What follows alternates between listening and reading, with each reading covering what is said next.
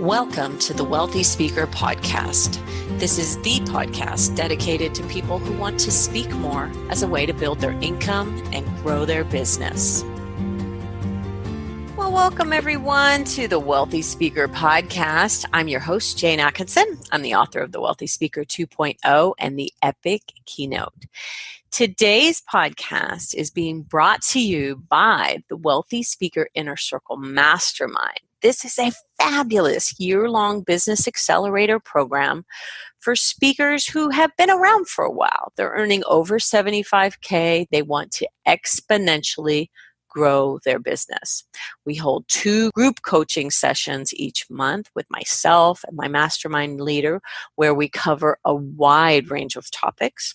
There's an opportunity for quarterly one-on-one private coaching calls with me and massive support from your fellow masterminders on our Facebook community, where everyone is looking for that one thing, and that is a higher income.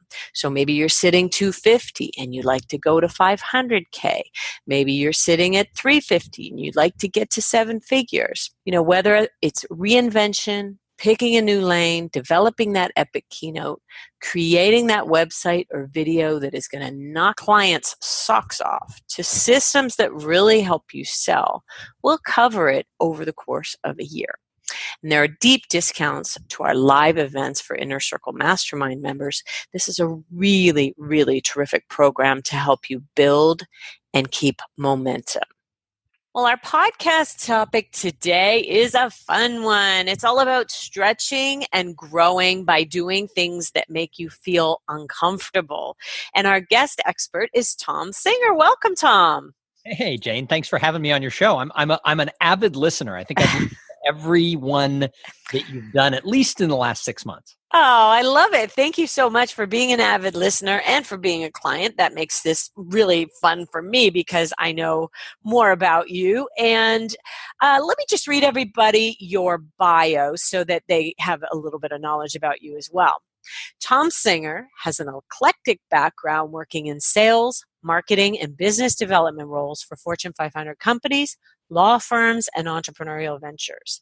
He is a business growth speaker whose work gets people to build influence, unlock potential, and drive performance. He has become obsessed with learning about potential, and I can't wait to talk to you, Tom, about the new Paradox of Potential program and the gap that exists for many between their potential and their results. And he's interviewed hundreds of people about what it takes to recognize the roadblocks to potential and ways to achieve more. Tom is the author of 12 books. What?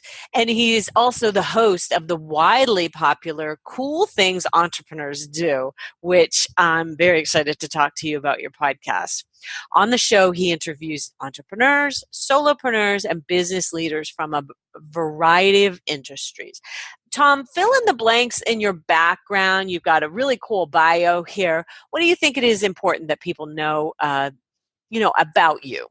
Well, so since your audience is professional speakers and those who are aspiring to do that, I've been doing this as my full-time venture now for, it's a little over 9 years. It was April 1st, 2009, when I got laid off from my corporate marketing job.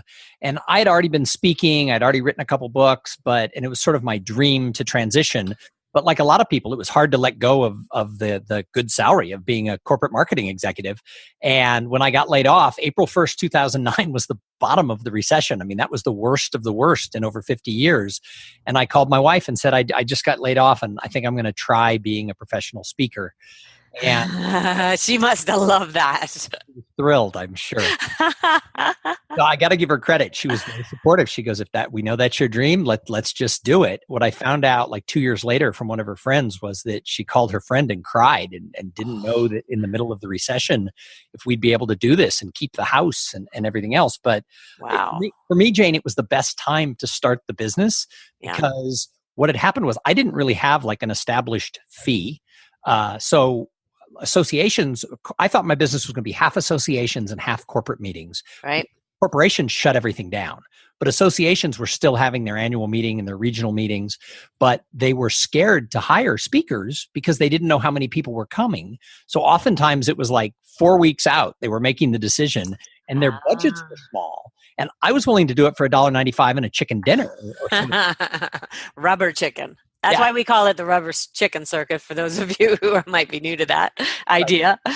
So that's how I started. And then as the business eventually came back, my fees were able to rise, but I was just able to make myself available. Plus, my original topic was on how do you network better. If you go back 10 years, the smartphone was brand new. And I don't know if I had this title at that time, but my keynote was Connecting with People in a Gadget Crazy World.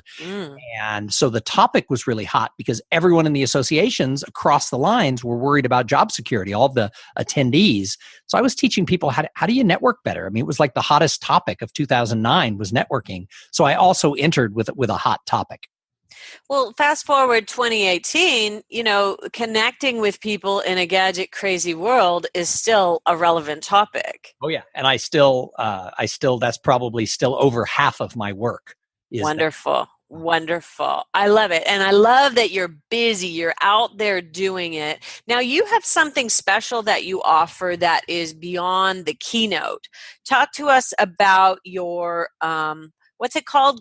The Conference Catalyst. The Conference Catalyst. Okay, so talk to us about the Conference Catalyst work. What is your role at a conference? So early on when I started speaking, I was doing this whole thing about how do you network better. And part of what I did was I sort of spun it around. It happened by accident at one conference where all the Q&A was about what can we do the next 2 days to make this conference better? How can we connect with each other? And so for like 20, 30 minutes, I did Q&A about connecting at the conference. And the meeting planner came up to me afterwards and said, I would have paid you just for the Q&A. You're going to make this event better. And she said, you're my conference catalyst or something like that. Wow. And I came up with, I tweaked it a little bit and I went out and bought the URL. And so all of my keynotes started off talking about your network and your brand and how do you connect in this gadget crazy world. And then the last 15 minutes, I would spin it around and say, I have an idea. How do we make this conference the best event you'll go to all year? Well, meeting planners liked it and they're like, I want you next year, but I can't have the same keynoter 2 years in a row. And so I morphed it into this Conference Catalyst, which eventually became serving as a corporate master of ceremonies for association events and for corporate events. And so I take the content from my keynote and I break it up into like 7 and 10 minute modules while I'm serving as the MC over 2 or 3 days. And it's all about getting people to engage more. When they engage more at the conference, they have a better time. They're more likely to come back next year. So it becomes sort of this learning with actionable items right there on site. Wow. So the first time you did that, maybe you were a little scared, maybe you were a little nervous doing it, and that's what we're talking about today because you're a performance expert breaking through fear to do things that might be frightening. So you went and did stand-up comedy for the first time at 51 years old. How crazy is that? It was pretty crazy. And in fact, that was just a couple of months ago and maybe 3 months ago now. And I will tell you that as a younger person, I used to love going to comedy clubs. I loved sort of the comics of the 80s and the 90s. And I'd always go to comedy shows. And I would always say, God, I want to go do that. And my friends would say, well, why don't you just go to an open mic night? Let's do it. And I'd always have an excuse why I wouldn't be good enough. What if people laughed at me? There was, all the excuses we make about everything that we do. And so last year I was at the National Speakers Association Winter Conference, I guess back in February. And a friend of mine, Drew Tarvin, who is a professional improv and professional comedian in addition to being a corporate speaker. Drew, I don't know him very well, but I was going to be coming to New York to MC a conference, and he lives in New York City. And we were standing around and he said to me, he goes, well, when you come to New York, let's get together. He goes, I'll take you to open mic night. Well, I thought because he's a professional comic, he meant come with me to open mic night and watch me try new material. And so I said, oh, it'd be fun to watch you do that. And Phil Jones, who also lives in New York, was standing there and Phil said, that's not what he means. He means he'll take you to open mic night, but you'll have to do a 5-minute set. And I immediately fell back into that pattern of, no, I can't do that. I backed out of it and everything else. And Drew wasn't pushy about it. We're not that close of friends where he could just shove me into it. But he said, why not? Nobody will know you. You'll be in New York City. Of course, to me, it was scarier to do stand-up in New York. Yes. Ooh. So I decided to do it because 2 years ago, when I turned 50, I came up with a personal mantra that I've injected into everything I'm doing in my personal life and in my speaking career.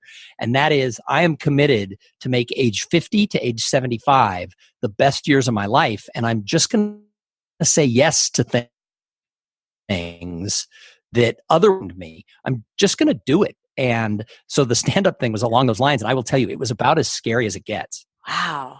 Okay. So I love your mantra, and we're going to circle back to that because I know you're using the Wealthy Speaker Journal, and that's a nice tie-in.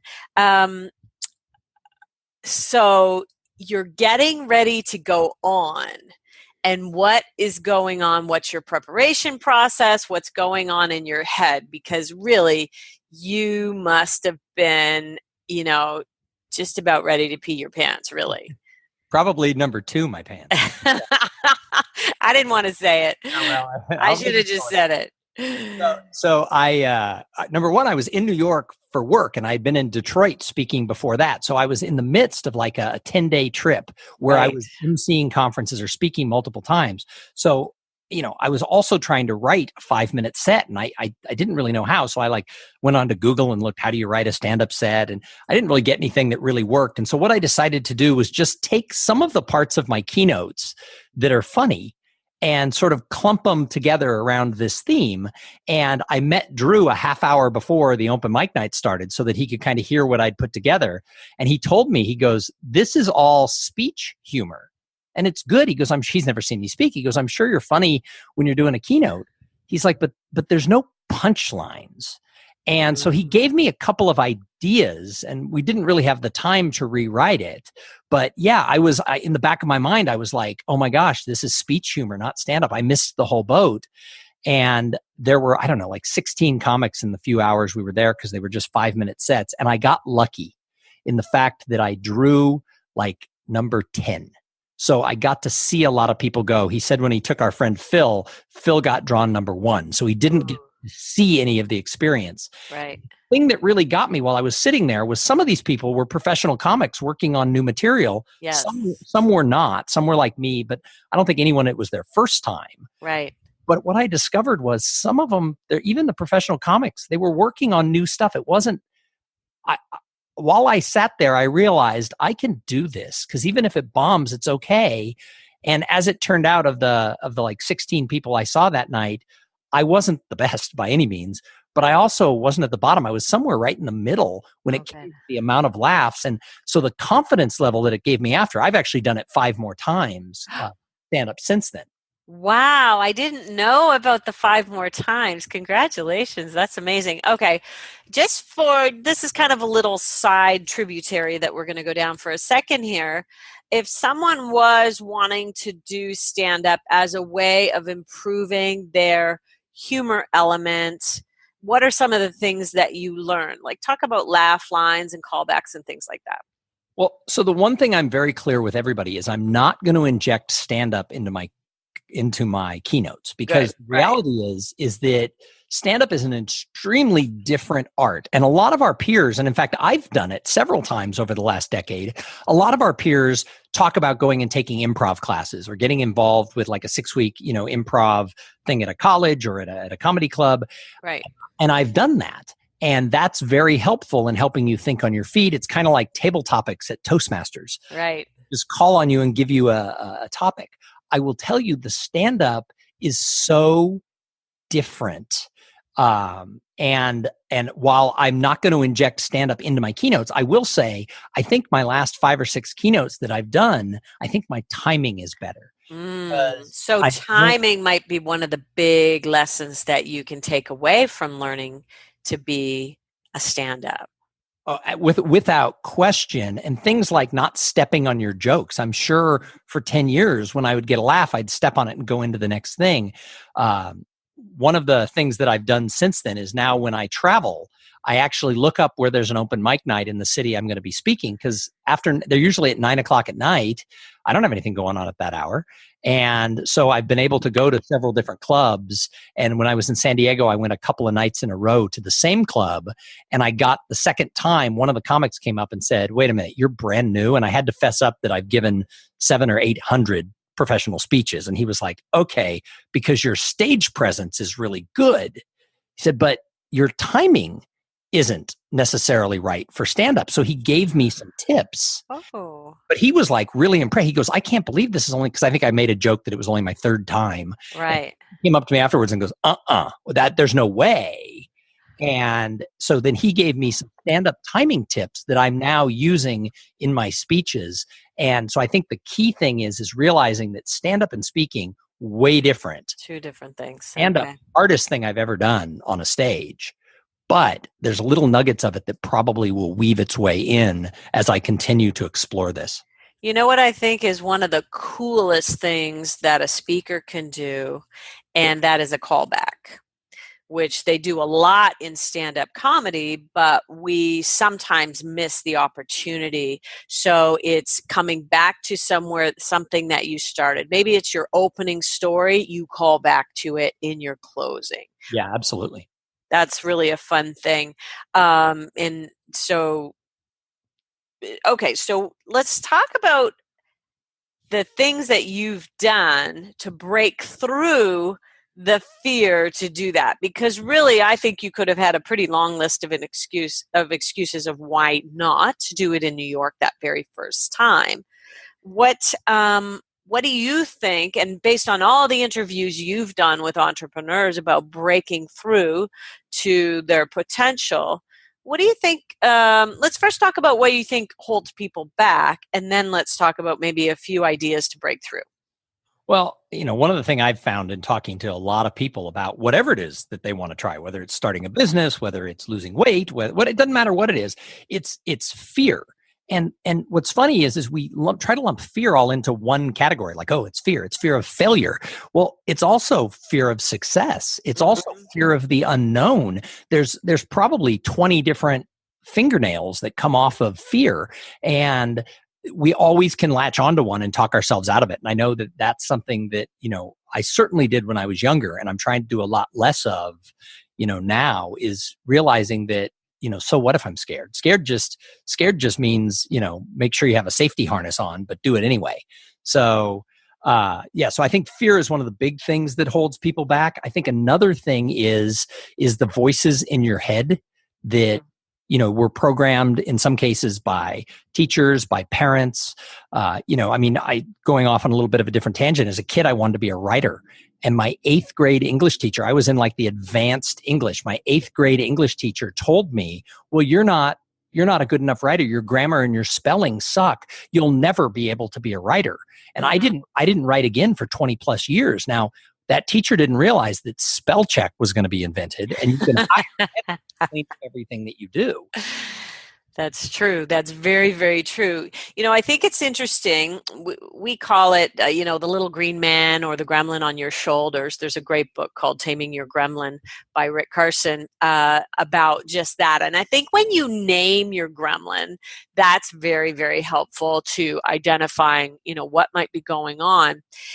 One of the things that I think we do, Tom, tell me if you agree, I think we find people to support us in our why nots, when in turn we should be looking at, how they say the level of your success is directly related to the 5 people that you hang out with the most. Mm-hmm. If you're around really brave people all the time, don't you think that really helps?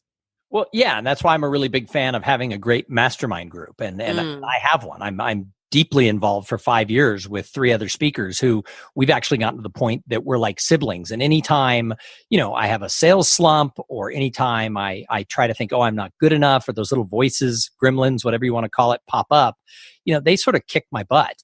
And so I think, hanging out with people who believe in you, who have your back, kind of like Drew. I mean, he basically said, come with me. And it's not like we're super close buddies and we, text each other all the time. Although since we shared that experience, I feel much closer to him. But, he does that with anybody who wants to go do stand-up. He'll go, he worked on his set. And in fact, it was great because he went before me, and he's a professional comic. He was better than I was, but he also was really supportive and was there, and he took pictures of me so I could, post it. He videoed it so that I could have that. And he told me, you're going to be fine. And so I think you have to get around people. That's why I believe in having a mentor, having a mastermind group, hiring a professional coach like you. Is there's someone who basically, when you say, oh, I can't do it, and I've had this in conversations with you where I'll use some negative self-talk and you'll be like, although you do it in a much kinder voice. That was not a mimic of the voice you used. Thank you, Tom. But you put the brakes on. As that came out of my mouth, I realized that might not have been the most pleasant voice. That's okay. We're not going to edit that out, Tom. but you put the brakes on and say, we're not going to talk about it that way. Yeah. And you frame it into a positive. And that's why I think that's so important. Yeah, I think it is helpful. Okay, so when it comes to breaking through, likely there's been other points where you've done things that were scary. Let's talk about your TED Talk. That would have been another moment in your life. This is a little bit more in your comfort zone because it's speaking, but what's not comfortable about it is how many minutes they give you. Tell us about that experience and how you just kind of made the breakthrough to do such a successful TED Talk. So I wanted to do a TED Talks and TEDx talk since they first came out. And I applied, 30 times. But, sometimes it's hard. A lot of those groups don't like professional speakers. They look at your website and they think, nope, not going to go that route. I've been told by a number of people, we liked your topic, but we're not going with, we're not going with you because this is what you do. We're looking for kind of regular people to tell their story. And what happened was I applied for one and didn't get it. And then all of a sudden I did get it, like closer to the date. And I think they didn't tell me this, but I'm pretty sure somebody backed out.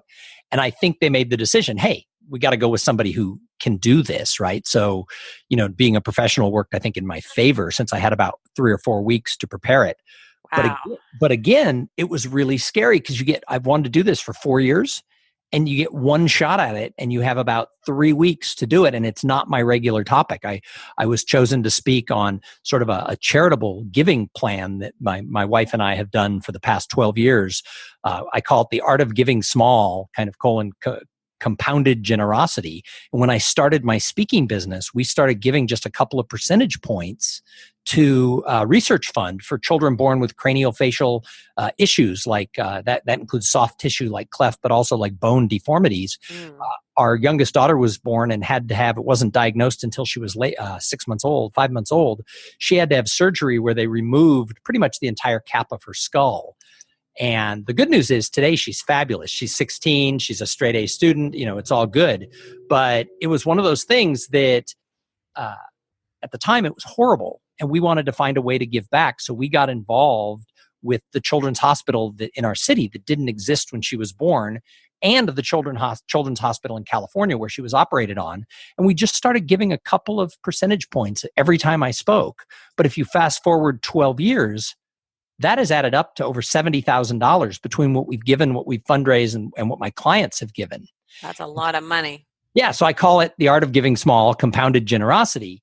Okay. That's a big topic because that's not what I speak about on stage. And I had to craft this in just a few weeks. So again, I hired a short talk expert. I hired Haley Foster to help me work through the nuances of doing a 10 to 12 minute spot on a topic that was, to me, pretty moving and pretty powerful. I didn't want to screw it up, not from the standpoint that, it could help my career to have a TEDx, but from the thought that you don't have to be rich to impact a charity.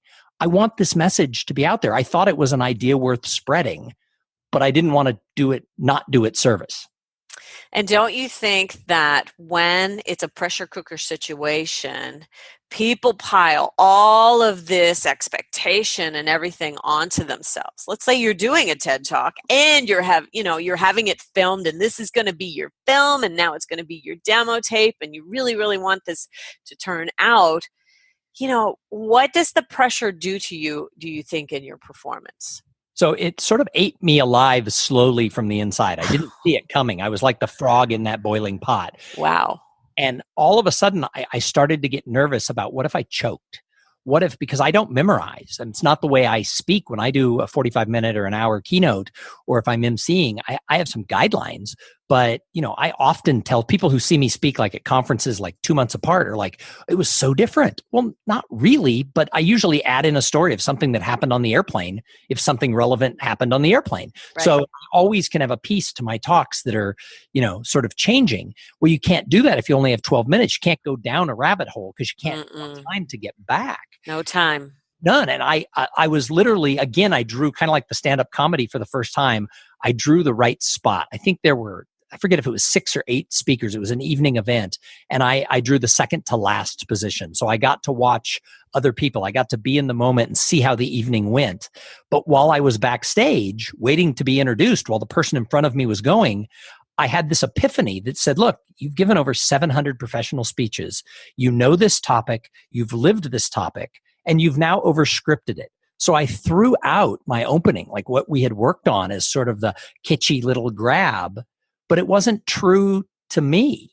Part of it was, but I had memorized something that wasn't from my heart.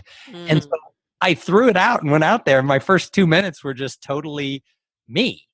And then I went into the prepared speech. But again, I wasn't married to the script other than just staying on target for sort of the 3 sections of it. So yeah, if I hadn't had that epiphany backstage, I'm afraid of what would happen. I could have been one of those people who got out there and the bright lights and the pressure of it. I really thought if I tried to deliver a memorized speech, I might have frozen. Wow. And we've seen that at NSA before, haven't we? Where it's happened to people because the time really can work against you. Okay, so what are your tips for people? There must be different lengths for TED Talks, right? So you had 12 minutes? So they typically go like 7, 12, or 18. Yeah, I thought maybe 18 was... Every group's different. Short enough. 12 is insane. So, okay, you're getting ready to do a TED Talk. What is some mental preparation that you can do to kind of break through any fear that you may have of failing at it? Well, I think if you're already a professional speaker, I think you have to trust yourself. And that I didn't get to that until, the last minute. You have to trust your own ability that you've been there and you've done that. And years ago, long before I became a professional speaker, I read something in Speaker Magazine from Roxanne Emmerich. And Roxanne said that before you're ever going to be great, you have to give over 300 professional level speeches. Now, I'm sort of messing with the definition she gave at the time. This was probably 15 years ago in Speaker Magazine that she said this, but it was something to the effect that it can't be an event you plan. It can't be your sales meeting at work. You have to be invited as the featured speaker, and you have to have a legit audience of 25 or 50 people or more was sort of the thing. And once you've done that, something magical will happen after the 300th speech where you can handle whatever comes your way. You can handle the lights going out, the power dying. You can handle a waiter dropping a tray or someone getting up and tripping. And I really believed that. And I strived really hard in my career to get to that 300 number. I worked really hard to cross it. And she was right. Somewhere along that line, I can handle anything that comes my way. So I had to instill that back into my head that I'd paid my dues as a speaker. And I had to trust myself. So I think that's the number one thing. If you're going to do something as important as a TED Talk, I think you need to get a speech coach who knows about TED and who knows about short talks. And there's so many of them out there.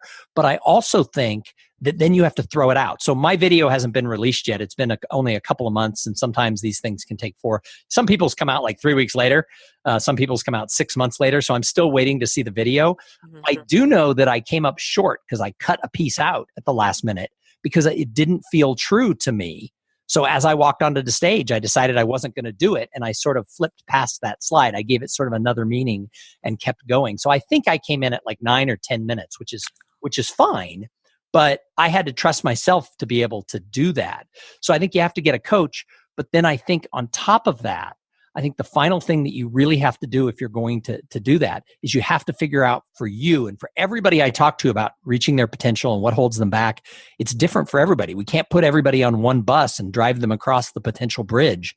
What you have to do is you have to find a way that you can come to peace inside yourself, whatever that looks like. You just have to get there in your own soul. that was hard for me. I didn't do it for the longest time, and then I did. One of the things that I talk to people about, because most of my clients' situations are, we're getting ready to film, and this is like the make or break speech of my career, because if the film works out, then everything's going to be golden. But what I'll have them do is do all of their preparation on the front end for the filming. Look at the shot with the videographer, tee it up, look at what you're wearing, look at the background, do all of that preparation, and then just forget about it and be present with the audience. And I think you were probably present with them in those first 2 minutes, which made a difference, don't you think? I think it made a huge difference. The other thing I did is because it was out of town, I wasn't able to be there the day before for the rehearsal. So I got there like we're supposed to be there at like 5:00. I got there at 4:30 and got them to let me into the what do you call it? The theater. And I stood on the stage by myself for like a half hour, just getting really comfortable with the surroundings, even with an empty room. Yeah. I stared. I kind of came up with sort of a way to memorize what was the 3 sections of the speech. And so there were 3 pillars, 2 pillars and a window. And so I sort of memorized pillar 1 was section 1, pillar 2 was section 2. Oh, what a great idea. And I just got really comfortable so that if I ever got lost, I just had to remember section 1, section 2, section 3. And there was something in the background of the room that I could go to. And when I got out there, I was really comfortable, and I used those markers to get me through section 1, section 2, section 3, but it wasn't forced because I had that 30 minutes. I love it.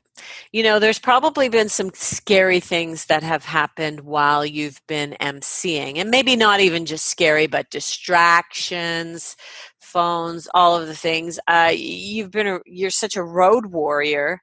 Tell us, what's the craziest thing that's ever happened to you while you've been standing on a stage? So I think the one that I remember the most has to be I was at a big convention as the MC for like 4 days, and there were 4,000 people in the audience, and they had one of their customers who was a sponsor. I mean, maybe one of their vendors who was a sponsor delivering one of the keynotes, and he had 45 minutes. And I introduced him, and he comes out, and he was really smart, and he was clearly, a seasoned. He knew what he was up there to say. English was his second language, but he was well prepared. And I'm backstage in the green room, kind of behind the screen, just kind of looking at my phone, doing, whatever, preparing some extra remarks for when I come back. And he had 45 minutes. And at the 20-minute mark, he finished. Oh. and I'm like backstage, like, what? And I can't even get out of my chair as he's exiting the wings. And as I pass him, I grab him and I'm like, will you come out and do Q&A? And he looked at me. Oh, so smart. Well, you would think. Oh. He looked at me and said, my English isn't strong enough. I don't feel comfortable doing that. And he pulled his hand away and kept walking like he was gone. The other speaker, because there was another like 20-minute or 15-minute talk, they were told to get backstage like 15 minutes before they went on to get mic'd up. It was 2 tech executives. They weren't there. And I looked at the show manager and I'm like, find them. And I went out on stage and I had to fill. And it only took, it seemed like 7 hours, but it only took like 8 or 9 minutes for them to get those people, get them mic'd and give me a signal that I could introduce them. But what happened was I got up there and I just started talking, and I started kind of revamping in my head what I had said in the opening remarks the day before about how to network better. And out of the blue, I saw someone I talked to who was really gregarious the night before, sitting in the front row. And I said, hey, would you two both come up here? And I interviewed 2 audience members about their experience at the conference. And even though we were at the halfway point, what had been their best experience so far? Wow. One of them wasn't necessarily a great interview. I had to pull answers out. They were one-word answers. But the other person was very flowing about the people she had met and what she had done. And we filled the 10 minutes sort of with that. And A, people thought that was scheduled, that was something I did, pulled people up to interview them. And B, I now do that as a scheduled thing at some conferences if I have enough time, is at the halfway point, I'll interview people, but I'll have it prefixed. Yes. But it's turned out to be good people. Wow. That's really thinking on your feet, Tom. And I know, having done podcasts and different things where we're trying to record, if I get distracted by something, I think we're both, I'm 54, I'm a few years ahead of you, but women go through some different things. Keeping a train of thought is so difficult, which is why I've kind of resisted things like social media live things where there's all kinds of hearts and thumbs up coming at you, because I feel like I can't you must have to really think on the fly and really hold your train of thought as an MC. You absolutely. I think the best training I ever had was I was really active in Toastmasters when I was young. I mentor a lot of young professionals, and I make all of them, if they're, interested, I make all of them join a Toastmasters club for at least a year, if not 2. And I tell them, you want to go when you're not. The mistake people make is they only go to their club when they're scheduled to speak, or if they have a major role like Toastmaster evaluator. You need to go when you're not on the schedule, so you're getting called on for table topics. Right. I think that was the best training I ever got for everything that I do, for being a podcast host, for speaking, but certainly for being an MC, because you have to be able to quickly come up with something that's clear and concise that makes sense. And so that stuff happens a lot when you're the MC. One of the things I do, because of my experience as a podcast host, is I ask the planner to give me like 5 minutes with the keynoter afterwards. So they do their keynote and they finish, they stay on stage, and then I ask them a few questions that goes a little deeper about something I heard. Sometimes I get them to ask me what they want. Sometimes I wing it. But that can be some of the best stuff after a keynote, is if a keynoter is willing to be interviewed live by the MC. Yes. Really powerful. But I have to be confident that it's going to work, and they have to be willing to play. Right. Well, let's talk for a minute about cool things entrepreneurs do, your podcast, because we want people to go out and find that on iTunes, Stitcher, all the usual places. iTunes, Stitcher, YouTube, Spotify, my website, everywhere you could get a podcast. Okay. And Tom, by the way, Tom Singer is THOM Singer.com. I'm excited to be on your podcast, and tell us a little bit about what types of things that you're talking about there. Yeah, so I started this almost like 3.5 years ago. I've done over 370 shows. Most of those are interview format. Some of them are just me. And I interview entrepreneurs, solopreneurs, speakers and authors, business leaders, association executives, people who have jobs who are just entrepreneurial. And I ask them about sort of what it is that motivates them to have that entrepreneurial spirit, what got them into the line of work they do, what advice they have. Because so many people who I talk to feel that they have their ladder against the wrong wall and they want to make that switch. I certainly did. If I hadn't gotten laid off, I always wonder if I would have been brave enough to make the jump to become a speaker. And so there's a lot of people out there who, maybe it's not a speaker, but they want to be something. And so I interview them about how did you make that leap from corporate America to starting your own thing, or to, taking on this leadership role. And then, so I ask them for what advice. I ask them always about their views about the gap between potential and results, because that's what I speak about now, is this whole paradox of potential. So I've turned it into sort of my own university. I get these great business leaders to tell me what they think holds people back and how they can get across that gap and achieve more. And then I ask everyone on the show, I ask them who they admire, because too often these shows are all, hey, let's just talk about myself. I ask them what entrepreneur out there they think is doing something cool. And then my last question is, what do you do to give back to the greater good? Because I really believe, from what we talked about earlier with the endowment that we started at Children's Hospital of Austin and of San Diego, I really believe that as entrepreneurs, we have to find a way to give back. And what motivates us is different for everybody. So I love to hear what the guests on my show do to serve the greater good. Right. I love it. Okay. So check out that podcast and make sure that you are subscribing to Cool Things Entrepreneurs Do. Tom Singer, where can people reach you if not for the podcast? What else should they do to be in touch? So everything's at tomsinger.com. That's THOMSINGER.com. I'll let you in a little secret, though. If you spell Tom the more traditional way, TOM Singer.com, you'll still find me. just redirects. You are such a clever, clever man. Well, I want to say thank you so much for Tom to take time. And when we talk about road warriors on this show, we're talking about people who are out there, like he said, 10-day stretches, 2-week stretches, where he's just gone from home. And I think that learning from the road warriors is fantastic for our listeners. Thank you so much, everyone, for listening to the Wealthy Speaker Podcast. What did you get out of this show? I'm wondering. I would like to invite you to email me personally, jane@speakerlauncher.com, with 2 key pieces of intel. Number 1, how did you listen? Did you listen on our podcast, my podcast page at speakerlauncher.com? Did you listen on iTunes, Stitcher, Google Play?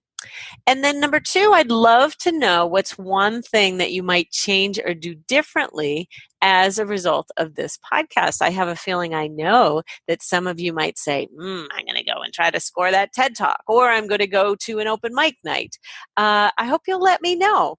Thank you again, Tom Singer. We are in deep gratitude to you today, and also for those listeners who are hanging out with us today. And with that, we will say, see you soon, Wealthy Speakers. Bye for now. Thanks for listening to the Wealthy Speakers Show. Please visit speakerlauncher.com for your free Wealthy Speaker audit, and visit speakerlauncher.com/podcast for show notes and many more resources to help you catapult your speaking business. See you soon, Wealthy Speakers.